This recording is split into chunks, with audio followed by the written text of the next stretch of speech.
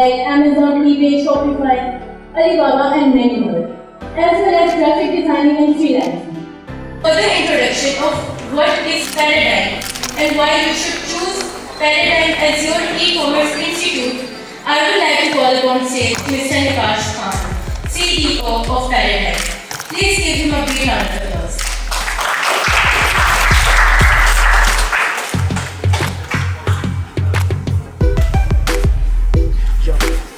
सबसे पहले मैं शुक्रिया अदा करना चाहूँगा सर फैसल का जिन्होंने हमें ये अपॉर्चुनिटी दी और जितने भी फैकल्टी मेंबर हैं सर तनूर और जितने भी एडमिनिस्ट्रेशन है जिन्होंने हमें ये इवेंट ऑर्गेनाइज कराने में हेल्प किया। आज हम सबसे पहले मैं बताता चलूँगा कि मैं तीन टॉपिक्स के ऊपर बात करूँगा।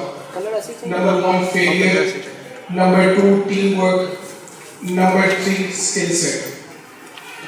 इन टॉपिक्स पे बात करने से पहले मैं थोड़ा सा आपको पैराडाइम का ओवरव्यू देना चाहूँगा कि व्हाट इज़ पैराडाइम और इसकी ज़रूरत क्या थी इस सोसाइटी को। नॉर्मली जब मैं पढ़ रहा था तो I started my own e-commerce business.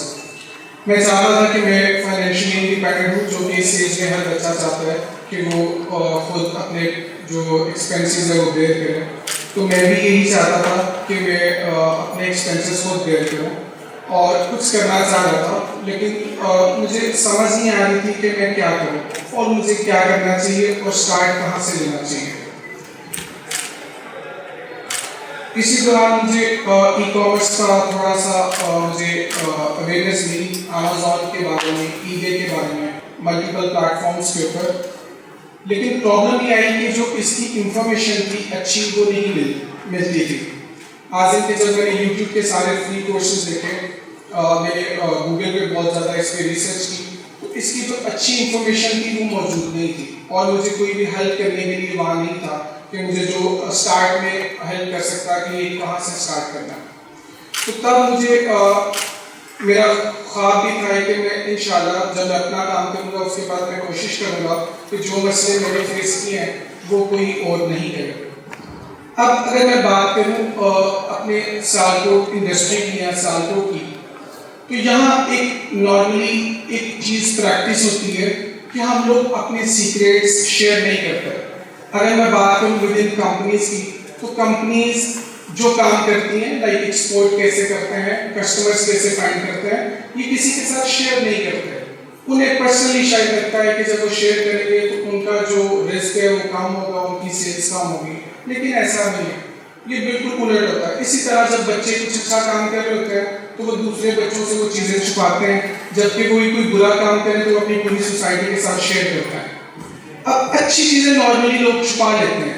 अब मैं इसकी छोटी सी अगर मैं एज इन की ये चीज़ें आपको बतानी चाहिए लोगों को, इसमें छोटी सी एग्जांपल दूँ रिलीजियस पॉइंट ऑफ व्यू से, तो जो सबसे पहले कुरान पाक जब नाजिल हुआ तो सबसे पहला जो उसका लफ्ज़ था वो अल्लाह ताला अपनी तारीफ से स्टार्ट कर सकते थे, लेकिन सबसे पहला लफ्ज़ था इकरा, पढ़। मतलब to learn, to read and to learn, मतलब आप चीज़ें सीखो और उसको फिर आगे पास ऑन करो। तो इसीलिए मुझे था कि मैं जब भी मैंने अपना ई-कॉमर्स बिजनेस स्टार्ट किया तो मैं चाहता था कि मैं हर बच्चे को जो मेरे एज फेलोज हैं और जो कम उम्र के हैं या बड़े बच्चे हैं जिनके गोल्स हमारे सिमिलर हैं, तो मैं कुछ उनके लिए करूँ, कोई एक ऐसा इंस्टीट्यूट हो जहाँ वो आके ये सारी चीज़ें लर्न कर सकें। तो इसीलिए हमने स्टार्ट में इसके अंदर ई-कॉमर्स कोर्सेज ऑफर कर रहे हैं like Amazon, eBay, graphic designing, freelancing. लेकिन जो इसका विजन है वो ये हम चाहते हैं कि हम इसके स्किल्स के ऊपर काम करें, ताकि सोसाइटी ग्रो ही तब करती है जब आप एक्चुअली स्किल्स देते हैं लोगों को। जब लोग स्किल्स लर्न करेंगे तो हम ग्रो करेंगे। अब मैं बात करूं तो फेलियर की, जो मैंने कहा था कि हम आज 3 टॉपिक्स पे बात करेंगे। Number 1 failure. अब अगर हम किसी बच्चे की जिंदगी पे अगर गौर करें, एक बच्चा है वो सबसे पहले क्रॉल करता है और उसके बाद चलना स्टार्ट करता है और वो उस दौरान बहुत बार गिरता है, लेकिन वो फिर भी कोशिश करता रहता है और हम भी उसे थोड़ा मोटिवेट करते हैं कि आप कर सकते हो, आप चलो, वो चलता है, फिर वो लफ्ज सीखता है, बहुत से गलत लफ्ज भी बोलता है, लेकिन हम उसे अप्रिशिएट करते हैं और वो आहिस्ता आहिस्ता चलना स्टार्ट भी कर देता है। तो अगर हम इस माइंडसेट के साथ अपनी जिंदगी को देखें कि आपकी जो लर्निंग एज है, कोई स्पेसिफिक एज नहीं है कि आप इस एज तक लर्न करते हो, आपका जो लर्निंग वाला प्रोसेस है ये चलता रहता है, आप हमेशा सीखते रहते हो। और इंसान वही फेल होता है जो ट्राई करता है। आप जब भी कुछ नया करोगे आप फेल होगे, ठीक है। जैसे अगर मैं स्पेसएक्स की बात करूं, इलॉन मस्क जो कि टेस्ला और स्पेसएक्स के ओनर है, उनके 3 रॉकेट जो उन्होंने स्पेस रॉकेट्स थे, वो 3 बार उनके एक्सपेरिमेंट्स फेल हुए, 3 बार। अब जब चौथी बार वो करने लगे तो अगर वो चौथी बार फेल होता तो उनकी जो कंपनी थी वो बैंकरप्सी फाइल हो जाती। लेकिन चौथा इवेंचुअली उनका जो मिशन था वो पास ऑन हुआ, अब वो नासा के साथ मिलकर काम कर रहे हैं। द पॉइंट इज, जब भी हम इंसान नया काम करता है उसमें से फेलियर्स आएंगे, ऑब्वियसली आएंगे, ठीक है।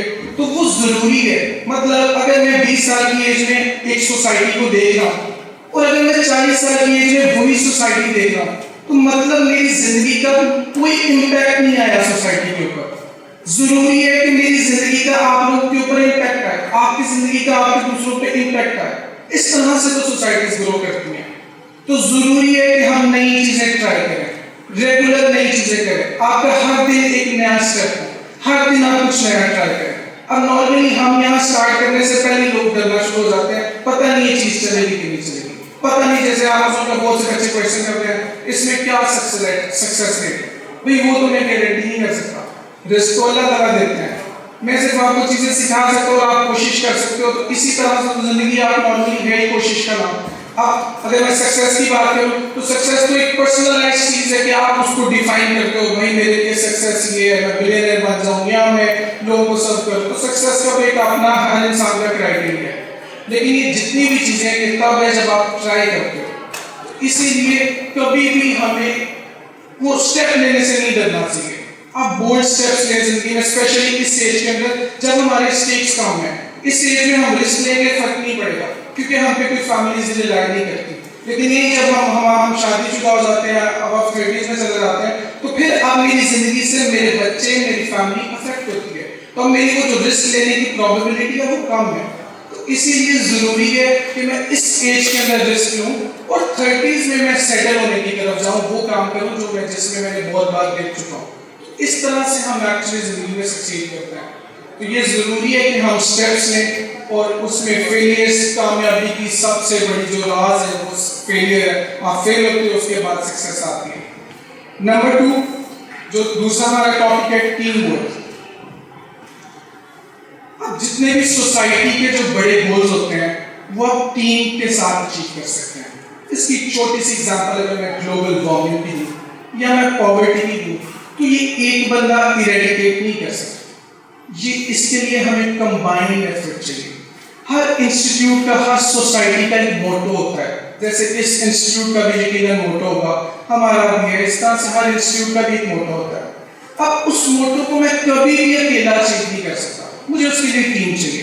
टीम के साथ आप अनबिलीवेबल रिजल्ट्स अचीव करते हो, टीम के साथ। तो जरूरी है कि हम एक दूसरे को सपोर्ट करना शुरू करें, हम एज ए टीम काम करें, एज ए नेशन काम करें।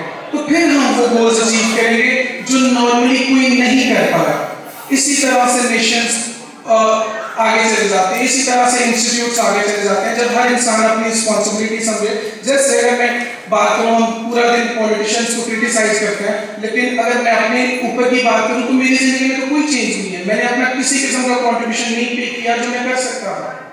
पॉइंट इज, मैंने अपना पार्ट नहीं प्ले किया। तो अगर आप नेशन देखो, अगर आप हम इंस्टीट्यूट की बात करें तो आपको अपना पार्ट प्ले करना है। आप जितना भी पार्ट प्ले करो वो बहुत इंपॉर्टेंट है। नंबर 2 इसके अंदर आता है एप्रिसिएशन। हमारे यहाँ लोग एप्रिशिएट नहीं करते, एक दूसरे को सपोर्ट नहीं करते। अगर मैं कोई बुरा काम करने लगूंगा तो मेरे सारे दोस्त मुझे सपोर्ट करेंगे, यार करो, करते क्यों नहीं, ये कोई सबको करना चाहिए। लेकिन जब मैं अच्छा काम करूंगा उसमें मुझे कोई सपोर्ट नहीं करेगा, मुझे कभी भी नहीं करेगा। और इसी वजह से बहुत से, अगर मैं अपनी नेशन की बात करूं तो बहुत से बच्चे कामयाब ही नहीं होते। लाइक अगर आप ब्लॉगर बनना चाहते हैं फॉर इंस्टेंस, तो अब जब मैं अपनी कोई वीडियो पोस्ट करूंगा, मुझे वीडियो पोस्ट करने से पहले 1000 बार ये ख्याल आएगा मेरे दोस्त क्या कहेंगे, वो मेरा मजाक उड़ाएंगे, ठीक है। इसी तरह से अगर मैं सिंगिंग करना चाहता हूँ, मैं गाना गाऊंगा अपने दोस्तों के सामने, तो वो बहुत ज्यादा हंसेंगे, ठीक है।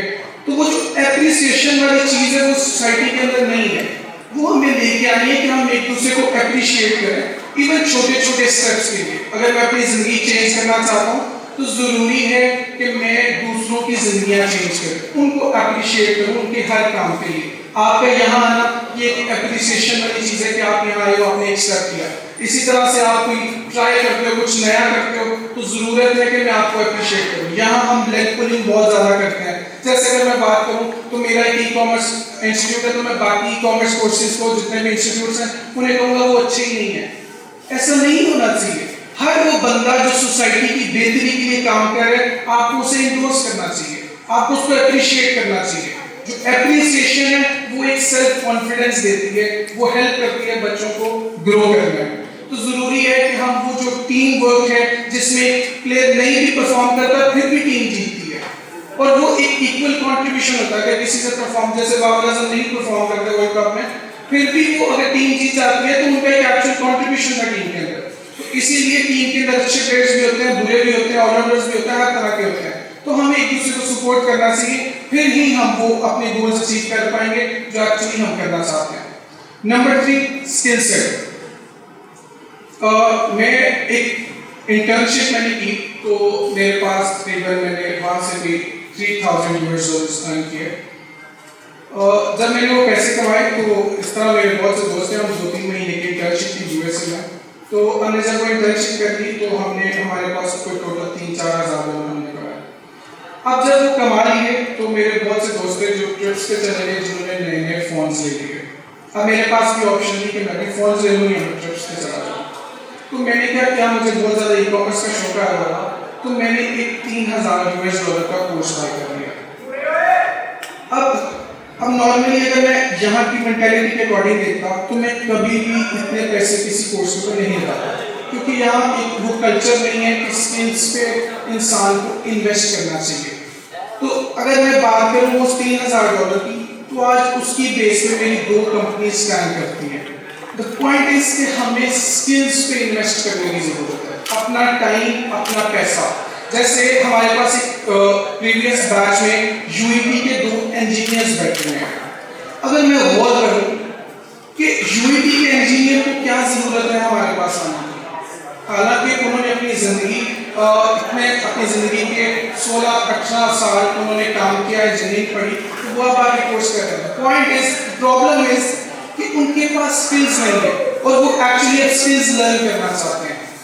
इसीलिए जैसे आप भी पढ़ रहे हैं, हम भी पढ़ रहे थे, इसी तरह सब पढ़ भी रहे हैं, लेकिन लोग एक्चुअली स्किल्स पे काम नहीं करते। जब आप यहाँ से हम पास आउट होंगे, जब आप अपनी प्रोफेशनल लाइफ में जाएंगे किसी भी इंटरव्यू देने के लिए, तो वहाँ आपसे एक ही क्वेश्चन होगा कि भाई आपको क्या आता है, वो होते हैं स्किल्स। तो जरूरी है कि हम स्किल्स पे काम करें। आप जैसे ई-कॉमर्स का दौर है, ये बहुत अच्छे स्किल्स हैं। आप घर बैठ के Amazon, eBay पे काम कर सकते हैं, इंटरनेशनल मार्केट के अंदर अपने प्रोडक्ट्स बेच सकते हैं। अगर आपके पास पैसे नहीं है, अगर आपके पास वो अभी एनर्जी लेवल नहीं है कि आप खुद का काम कर सकें, आप वही स्किल्स ऑनलाइन बेच भी सकते हैं। तो इसलिए ज़रूरी है कि हम स्किल्स पे काम करें, दिन ब दिन रेगुलरली कोई नए स्किल्स सीखें, क्योंकि स्किल्स ही हैं जिसके अगेंस्ट हमारी लिविंग्स होती हैं। स्किल्स आते हैं तो वो जिसके पास भी स्किल्स है, नॉर्मली कहते हैं कि वो इंसान भूखा नहीं होता, और ये बात बिल्कुल सच है कि जब आपको स्किल्स आते हैं तो आपकी जितनी भी अर्निंग्स है उसके अगेंस्ट ईजीली हो सकती हैं। तो ज़रूरी है कि हम स्किल्स पे काम करें। इसके बाद मैं अभी मिस्टर सईद भाई ने वो आपको eBay और Amazon के बारे में ओवरव्यू देंगे, और उसके बाद फिर हम क्वेश्चंस भी लेंगे। तो इसमें जितने भी आपके जनरल क्वेश्चंस हैं वो हम सारे ऐड लेंगे। Thank you so much guys. Mr. Nakash Khan, it was highly motivating